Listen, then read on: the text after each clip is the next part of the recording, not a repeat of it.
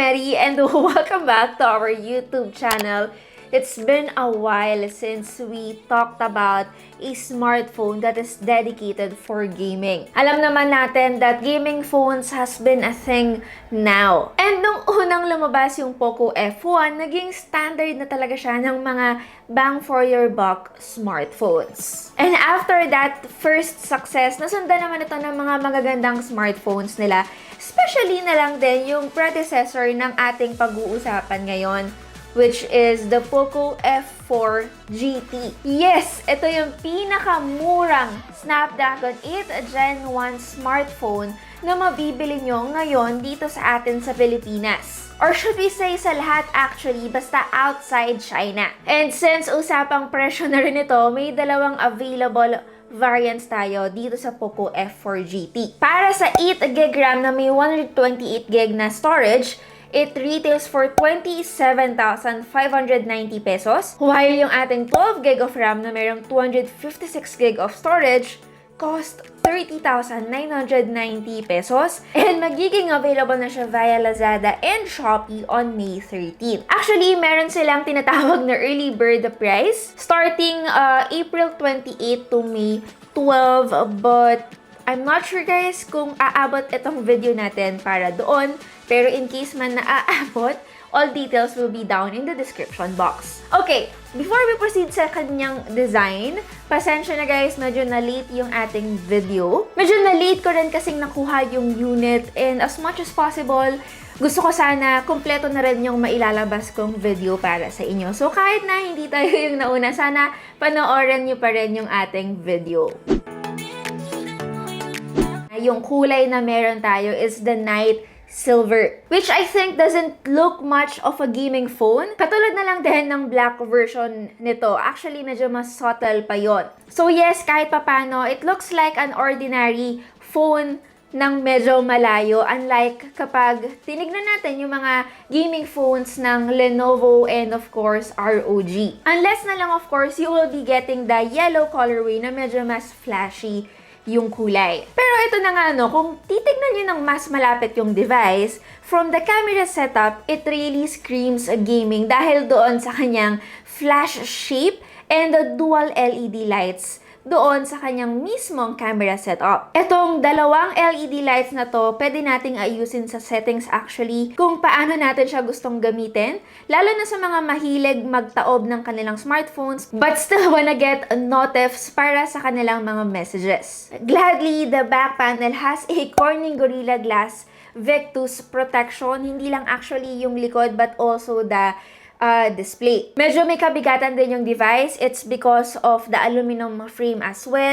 And to be exact, it's actually 210 grams. For a gaming phone na madalas nating hahawakan, sasabihin ko na medyo nabigatan ako sa kanya. So yes, it's a bit heavy and medyo mas magiging bulky pa siya kung ilalagay natin yung kanyang clear jelly case. Actually, may reason din kung bakit medyo may kabigatan yung smartphone. May mga additional triggers, should we say, tayo sa kanya. Meron siyang dalawang physical trigger buttons and pwede natin actually i-customize itong left and right niya sa game control natin. And actually, based on my experience lang, itong shoulder triggers na ito, it's so much better than the one that I tried from Legion. Siguro kasi medyo nahirapan ako since air triggers yung ginamit doon. Anyway, you should take note lang then that yung shoulder triggers na to, it doesn't work right away. So, kailangan natin siyang i-remap from swiping from the left to access yung ating game turbo menu and click yung shoulder buttons and ayun, pwede na natin siyang i-remap. Actually, may dalawa tayong familiar slider na isi-switch natin if we want na gamitin yung triggers niya and isi-switch back lang natin if we no more need the triggers. Manonotice nyo na yung latches, meron siyang red dots to give a visual indication na yung shoulder buttons natin ay naka-deploy. But actually, it's more of a design accent than a functional touch. Dahil mafe-feel mo naman kaagad-agad kung naka-deploy yung ating mga shoulder triggers. Pero sa mga bibili ng POCO F3 GT na hindi masyadong into, intense gaming, pwede naman nating iwang naka-on lang yung ating shoulder triggers dahil pwede natin tong i-remap at gamitin for shortcuts like For example, pag-open ng cameras. Or maybe, turning on the flashlight. So yup, for a non-gamer perspective, na-appreciate ko yung additional buttons.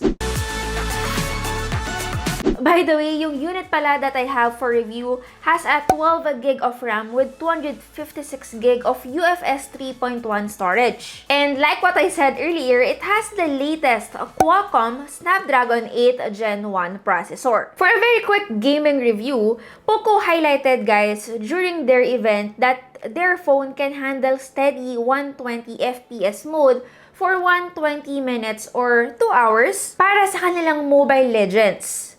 And actually, based on our experience, totoo naman na to even sa kanyang temperature. And during Genshin Impact, it managed 50 to 60 FPS in highest graphics present with very minimal frame drops for the first 30 minutes of the game. And dito guys, para sa peak surface temperature niya, it stays below 41 degrees Celsius even after a very long gaming session. Gamit na gamit yung physical trigger buttons natin, lalo na sa Genshin Impact, nakaka-level up ng gaming experience sa totoo lang. And if you are into streaming or recording snippets of your gameplay, from the game turbo settings, meron tayong voice changer option, which is something that I rarely see even sa mga smartphones na may Snapdragon 8 Gen 1 processor ngayon. For everyday performance naman, perfect na perfect, though software-wise, nothing comparable to stock Android smartphones. But thankfully, bloatware is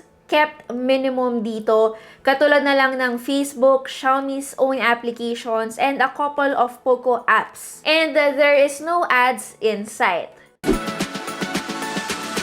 Anyway, any decent smartphone should have a quality display, and in fairness naman, sa POCO F3 GT, hindi tayo binigo dito. Although, kukunti lang yung nadagdag sa kanya, but still, I really appreciate yung kanyang 6.67-inch Full HD Plus AMOLED display na mayroong 120Hz dynamic refresh rate and a 480Hz touch sampling rate. Actually, not just in gaming, na-enjoy ko rin yung pagbe-bench watch ko dito dahil na rin siguro sa kanyang Widevine L1 certification and the HDR10+.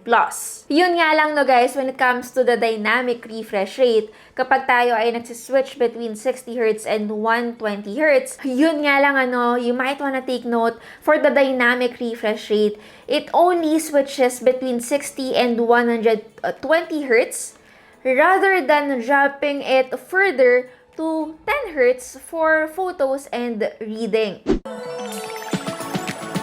Actually, hindi lang yung ganda ng display ang nagustuhan ko dito, but also the audio. Meron siyang quad speaker system na nagsusupport for Dolby Atmos and high-resolution audio. In fairness naman, very full and balanced yung nilalabas niyang sound. Although, considering that this is a gaming phone, wala po tayong headphone jack sa kanya.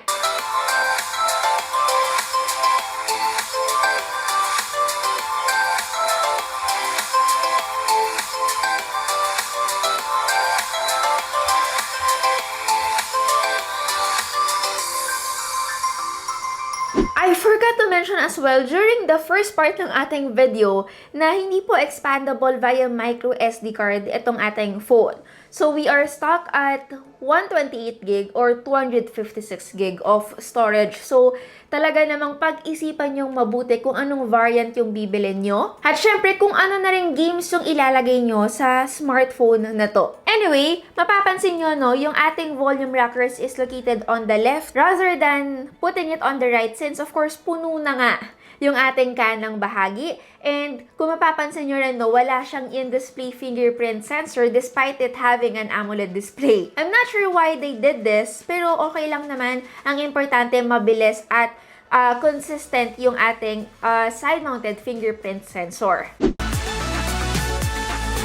Now, the cameras. I noticed, since of course, nanonood na naman ako ng tech reviews ng iilan, medyo kakaunti lang ang pinag-usapan talaga ng maigi yung cameras niya. Alam ko namang it's a gaming phone, it should be focused on gaming more, Pero syempre, hindi naman lahat. Gaming lang ang habol sa isang phone. Meron siyang 64 megapixels Sony IMX686 main sensor from the OmniVision sensor before. Meron din itong 8 megapixels ultra-wide camera that is based on a OmniVision sensor and a 2 megapixel macro lens. Para naman sa kanyang front camera na 20 megapixels, it uses a Sony IMX596 sensor. The camera application, guys, very familiar pa rin sa MIUI implementation na nakikita natin sa iba pang POCO phones. Meron tayong mga basic operations for changing modes by swiping it from the left and right. Sayang lang based sa pagkalikot ko dito sa smartphone, hindi natin pwedeng gamitin yung left and right triggers niya to capture photos. But we can open the app, but again, we cannot capture. So yes, volume rockers pa rin ang ending natin kung gusto natin gumamit ng physical buttons. In fairness, the 64 megapixels camera naman is a solid performer in daylight. But certainly guys, medyo nagsastruggle a bit na lang talaga siya guys if there is no ample lighting. Buti na lang din talaga meron itong dedicated night mode. Mas clear yung images natin kapag ginagamit natin ito and nakikita ko na capable enough yung phone. As per the ultra-wide shots naman, kung mapapansin nyo, okay din silang tignan. Actually, I expected less. But surprisingly, passable yung ating mga ultra-wide shots. Honestly, yung 2 megapixel macro camera, nandito lang naman ito, of course, para tumaas ang camera count natin.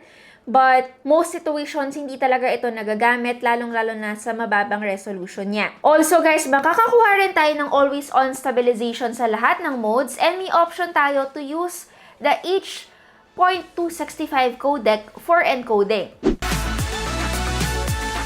Ngayon, usapang battery na tayo. Syempre, big deal rin ito. Lalo na gaming phone, syempre yung pinag-uusapan natin. Actually, guys, ito yung kauna-unahang smartphone ng POCO na nag-feature ng 120-watt charging. And ang promise ni POCO is makakakuha tayo ng 100% na charge in just 17 minutes. And actually, this is exactly what I got. Sabihin na lang natin hindi eksaktong 17 minutes, almost 18, but still, close enough pa rin sa clean name ni POCO. Kung maaalala nyo, the last generation is only capable of 67-watt fast charging. Actually, yun nga lang, it's more than enough already. And POCO F3 GT is powered by 4,700 mAh of battery capacity. Hindi man ito yung standard 5,000 mAh na nakukuha natin sa mga flagship phones. Sa totoo lang, kahit papano, tumagal yung smartphone compared sa ibang smartphones na na-try ko na,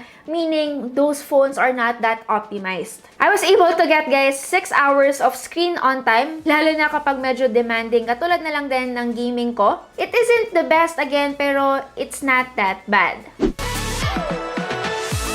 Sa totoo lang, kung ako yung tipo ng tao na bibili ng gaming phone na gusto ng true flagship level of experience, hindi ako magdadalawang isip na bumili ng POCO F3 GT. Sobrang handy ng shoulder triggers niya and yung lightning fast charging speed natin. Although, of course, medyo may significant leap lang when it comes to the price tag. Pero compared sa mga traditional flagships na nakikita natin from the market, sa totoo lang, hindi pa rin siya ganon kasakit sa bulsa. Isa pa, despite it being a gaming phone, hindi masyadong wild yung itsura niya, na talaga namang can be a factor or pwedeng maging turn off sa ibang fans ng POCO na hindi masyadong into gaming. Uulitin ko, sakto lang siya at hindi overwhelming. So yes, itong klase ng phone na to is for those people who value performance and gaming without, of course, breaking the bank. Actually, that's basically it. Sana nasagot ko lahat ng tanong. At kahit paano, kahit medyo late ang ating video, ay worth it naman yung pag-aantay nyo. Again, it's your tech girl Mary and see you on our next video. Bye guys!